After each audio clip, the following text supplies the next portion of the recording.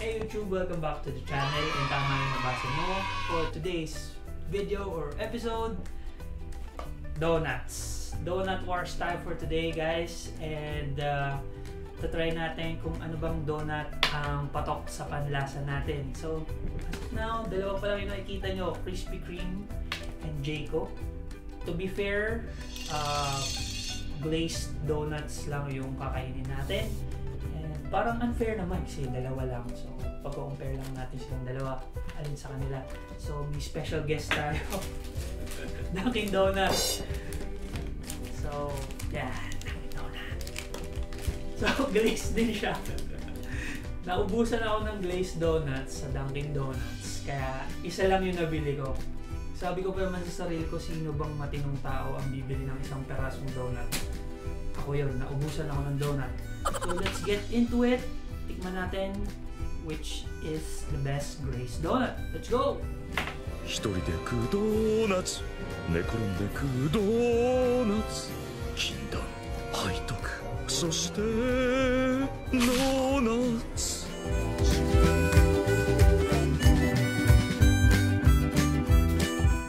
Ayan guys, nasa harap na natin yung mga donuts. So yung sa Jayco, ang ginawa ko muna or binili ko, maliban sa glazy, bumili din ako ng ibang flavor kasi parang ang corny naman, puro glazed donuts lang sa Jayco.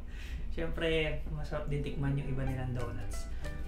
But setting those flavored donuts aside, ang titikman lang talaga natin ngayon or i-review is yung glazed donuts. Ano ba yung mas okay or mas bagay sa coffee nila?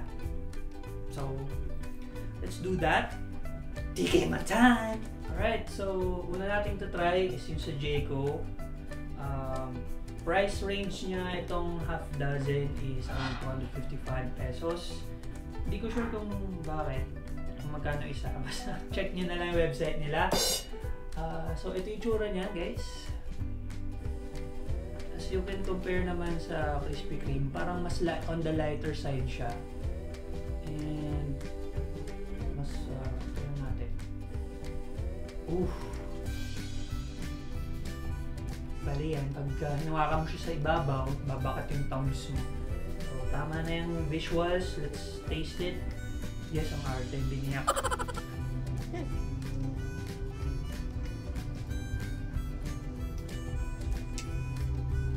Parang ang daya. Oh no! Parang hangin yung loob niya. Sobrang, pag pinipili mo siya, masyado siyang magiging flat. So that means yung loob niya hindi buo. Tama ba yun? So parang mahangin siya sa loob. The taste itself, I think perfect sa coffee to kasi sobrang tamis. So pag black coffee person ka, yung walang cream, walang sugar, bagay siya sa coffee. Anyway, sa Jayco, pag bumili ka ng coffee doon, kahit anong coffee, pagkakalam ko may libreng isang ganito eh. So, why not buy coffee sa kanila? So, you can try the glazed donuts din. Glazy ang tawag sa flavor na. So, let's get to Krispy Kreme. Okay, let's try Krispy Kreme's glazed donuts. So, sa Krispy Kreme, parang pag sinabi mong Krispy Kreme, ito talaga specialty nila eh. Parang sila original, hindi ko sure ah. So, kung alam nyo, comment down below. So, let's see. Ito yung tsura niya. Oh, okay. So, sa feel pa lang niya, alam mo parang buo siya. Yeah! Like dito sa Jayco, ang gaan mo sa Jayco eh. Ito sa Krispy Kreme, parang matigas siya. Ayan. Tapos yung pagka-glaze niya, makikita nyo naman sa video. Or kung kita ba, I don't know. Baka iba yung itsura sa video quality. Pero, parang mas brown siya. Unlike dun sa Jayco. And let's see. Ayan ito, compare natin. Meron pa ako isa dito. Ang gaan niya talaga eh. Ang bigat nito, ito magaan. So, yan yung side by side comparison nila. Yes. So, Jayco, Krispy Kreme. And try ko na yung sa Krispy Kreme. Let's go. Ayan, sa feel pa lang niya parang pangmalakasan. Malaman. Ganun siya. First impressions. Sarap. 6-6 siya. And ayan, pakita ko lang sa inyo. Diba? Hindi siya kagaya kanina eh. Pag press ko, napa-flat agad. That means yung loob niya is talagang hindi hangin. So parang feeling ko biased ako pero wala, Krispy Kreme talaga eh. Parang siguro kaya ganun yung pagkagawa sa Jayco dahil libre lang nila binibigay pag bumili ka ng kape sa kanila. Parang andaya, no? Pero, well, that's marketing. Pero syempre, Krispy Kreme wins this game. Pero syempre, meron pa pala tayong Dunkin' Donut. Yan yung special guest natin for today. Special participation. So, ubusin ko lang to. Let's go with Dunkin' Donut. So, dito tayo sa special participation natin, Dunkin' Donuts. Disclaimer lang, hindi naman talaga famous si Dunkin' Donuts sa glazed donuts. Siyempre, alam natin yung Boston Cream, ano pa ba, Bavarian. So, yun yung specialty nila eh. So, kaya parang unfair naman kung ilalabang ko sila dito sa dalawa.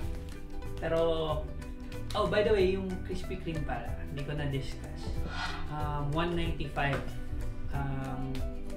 6 pieces, so half dozen. So, if interested kayo, yan, bili lang kayo sa kanila. So, eto na yung sa Dunkin' Donut. Pakita ko sa inyo. Lugi eh. Pero, Team Dunkin' Donut din ako eh. Let's see. At, ano lang to, 24 pesos.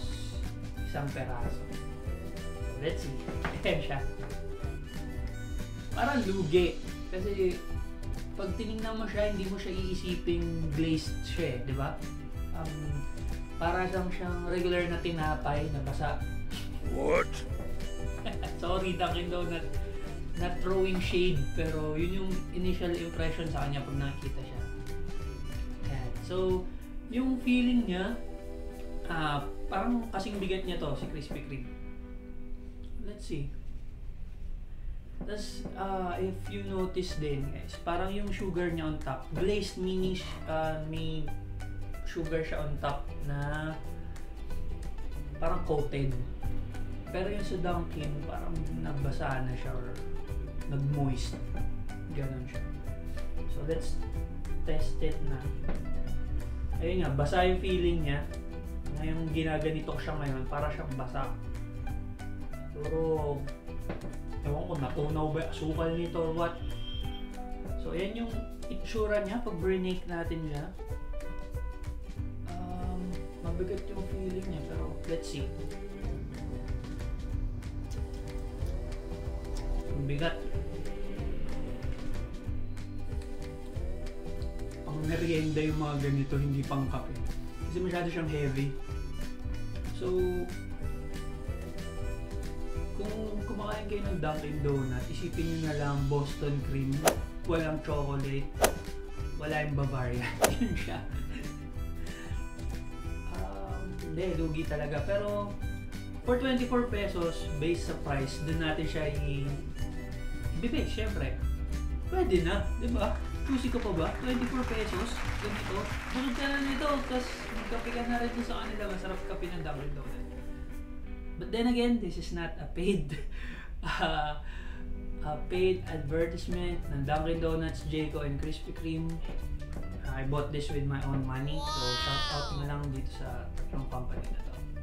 Busin ko lang to. So, ayun na nga. Ubus na. Busog na ako agad. Heavy yung mga donuts. So, winner para sa akin for this episode. Drum roll please. Siyempre, obvious naman, Dunkin' Donuts. Hindi, joke lang. Siyempre, Krispy Kreme. Hindi yung original na glazed donuts. Parang perfect. Perfect yung pang coffee. And yun nga, if mahilig ka sa black coffee, ito na yung magiging sweets mo. Pero konting paalala lang, huwag masyadong mag-donut lagi. Nakaka-diabetes to. And high risk of cancer. share the love, and share the info. Anyway, that's it for today's episode. Thank you very much for watching, guys. Kung nagustuhan niyo yung episode na to, click the like button below. And don't forget to click the subscribe button. See you on the next episode, guys. God bless. I hope you have a great weekend ahead and a great week. God bless. My name is Ron. Bye-bye.